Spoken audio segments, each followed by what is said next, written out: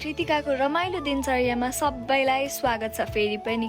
So बिहानै उठे, हनुमान चालिसा सुने अनि मैले मेरो बेड मिलाएँ। आज चाहिँ ब्रेकफास्टमा मैले एउटा एप्पल मात्रै खाएँ एन्ड देन ह्याड लन्च, सावर लिएँ। बाहिर कस्तो मजाले पानी परिरहेको थियो अनि मैले मेरो प्लान्ट्सहरूलाई पनि यसो बाथ डे बनाइदिएँ अनि म क्विक रेडी भएँ, मलाई बाहिर जानु थियो साथीसँग।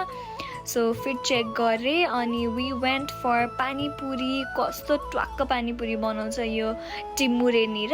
सो वी वेन्ट देयर अनि त्यसपछि गिम्बाप पनि खान गयौँ अनि यसो ललितपुर एरियातिर डुल्दै गयौँ। कस्तो घाम लागिरहेको थियो, रमाइलो थियो मौसम। अनि वी एन्डेड फेरि यो खानालाई अनि I went to New Road. So अहिलेको काठमाडौँको वेदर कस्तो घरि पानी घरि घाम भइरहेको छ। So we went for shopping गर्दा गर्दै रात परिसकेको थियो अनि क्विक फिट चेक गरेर दिदी बहिनीको यो खानातिर लाग्यौँ।